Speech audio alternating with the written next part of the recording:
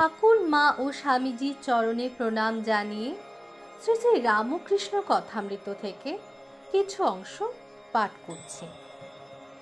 আজকে ঠাকুর বলছেন ব্যাকুলতা, সাধু সঙ্গ ও ঈশ্বরের প্রতি ভালোবাসার সম্বন্ধে। ঠাকুর শ্রী রামকৃষ্ণ দক্ষিণেশ্বর মন্দির হইতে কলিকাতায় আসিতেছেন। বলরামের বাড়ি হইয়া অধরের বাড়ি যাইবেন, তারপর রামের বাড়ি যাইবেন।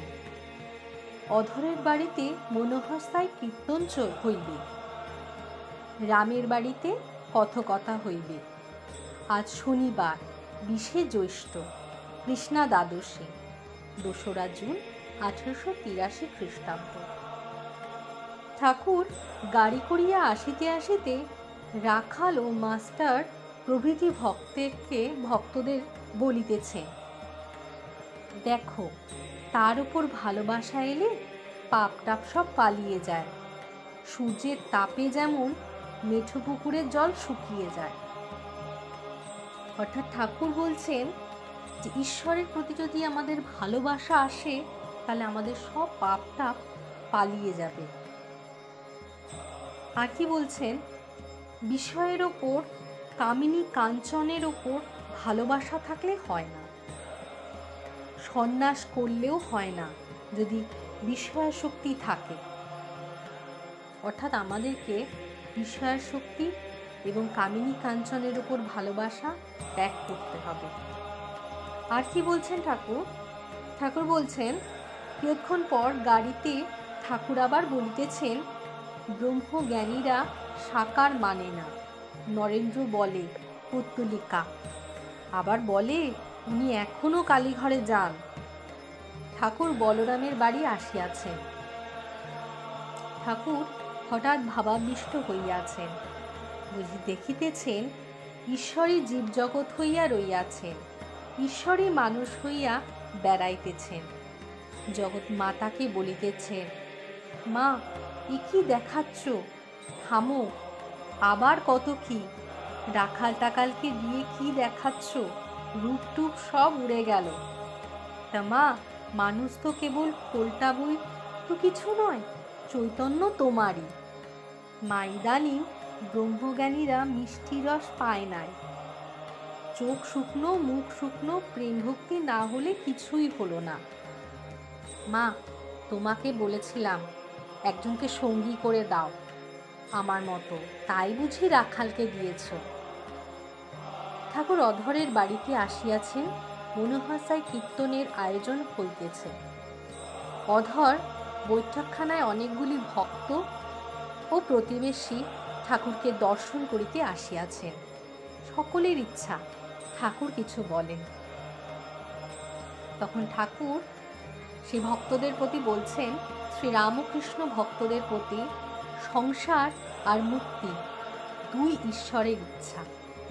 তিনি সংসারে অজ্ঞান করে রেখে দেন, আবার তিনি ইচ্ছা করে যখন ডাকবেন তখন মুক্তি হবে বলে ঠাকুর একটি উদাহরণ দিয়ে বোঝাচ্ছেন। কি সুন্দর! ঠাকুর বলছেন, ছেলে খেলতে গেছে, খাবার সময় মা ডাকে। যখন তিনি মুক্তি দেবেন তখন তিনি সাধুসঙ্গ করিয়ে নেবেন, আবার তাকে পাবার জন্য ব্যাকুলতাও করে দেন। প্রতিবেশী জিজ্ঞাসা করছেন, মহাশয়, কিরকম ব্যাকুলতা? ঠাকুর বুঝিয়ে বলছেন, আমরা শুনবো। ঠাকুর বলছেন, কর্ম গেলে কেরানি যেমন ব্যাকুলতা হয়, সে যেমন রোজ অফিসে অফিসে ঘুরে আর জিজ্ঞাসা করে, হ্যাঁ গা, কোনো কর্ম খালি আছে? ব্যাকুলতা হলে ছটফট করে, কিসে ঈশ্বরকে পাবো? প্রতিবেশী তখন জিজ্ঞাসা করছে, সাধুসঙ্গ হলে ওই ব্যাকুলতা হতে পারে? শ্রী রামকৃষ্ণ, হ্যাঁ, হতে পারে, তবে পাষণ্ডের হয় না। তো ঠাকুর এখানে বলছেন যে ঈশ্বরের উপর ভালোবাসা করতে। কেন? কারণ ঠাকুর বলছেন ঈশ্বরের উপর ভালোবাসা হলে আমরা যা পাপ করেছি বা করছি তা সব কেটে যায়। ঠাকুর বলছেন, দেখো, তার উপর ভালোবাসা এলে পাপ টাপ সব পালিয়ে যায়। আর ঠাকুর বলছেন যে যখন তিনি মুক্তি দেবেন তখন সাধুসঙ্গ করিয়ে নেন, আবার তাকে পাবার জন্য ব্যাকুলতাও দেন। অর্থাৎ সাধুসঙ্গ এবং ব্যাকুলতা ঠাকুর যখন মুক্তি দেবেন আমাদেরকে, তখনই ঠাকুর করিয়ে নেবেন। এবং প্রতিবেশীর প্রশ্নে ঠাকুর বলছেন সাধুসঙ্গ হলে এই ব্যাকুলতা হতে পারে? তাতে ঠাকুর বলছেন হ্যাঁ, সাধুসঙ্গ হলেও এই ব্যাকুলতা হতে পারে। মা বলেছেন ঈশ্বরের শরণাগত হলে বিধির বিধি খণ্ডন হয়ে যায়, তার নিজের হাতের কলম নিজ হাতে কাটতে হয়। এবং ঠাকুর ব্যাকুলতার সম্বন্ধে আরও বলেছেন, ঠাকুর বলেছেন যে আন্তরিক ঈশ্বরকে জানতে চাইবে তারই হবেই হবে।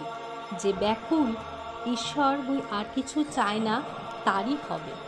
অর্থাৎ ঠাকুর কিন্তু খুব জোর দিচ্ছেন আমাদের ব্যাকুলতার জন্য, আমাদের ঈশ্বরের জন্য ব্যাকুল হতে বলছেন ঠাকুর।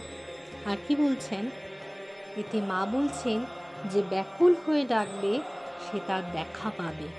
ঠাকুর বলেছেন যে ঈশ্বরের প্রতি বিশ্বাস করতে। ঠাকুর বলছেন ভগবানের নাম করলে দেহ মন সব শুদ্ধ হয়ে যায়, কেবল পাপ আর নরক এইসব কথা কেন? একবার বলো যে অন্যায় যা করেছি আর করব না, আর তার নামে বিশ্বাস করো।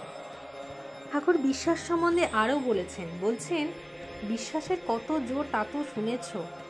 রামচন্দ্র যিনি সাক্ষাৎ পূর্ণ ব্রহ্ম নারায়ণ, তার লঙ্কায় যেতে সেতু বাঁধতে হলো, কিন্তু হনুমান রাম নামে বিশ্বাস করে লাফ দিয়ে সমুদ্রের পাড়ে গিয়ে পড়ল, তার সেতুর দরকার হয় না। আর মা আমাদের বলে দিয়েছেন যে এই পাকা বিশ্বাসটা আমরা কিভাবে করব। মা বলেছেন অবিশ্বাস তো আসবেই, সংশয় আসবে, আবার বিশ্বাস হবে। এই রকম করতেই তো বিশ্বাস হয়, এই রকম হতে হতে পাকা বিশ্বাস হয়।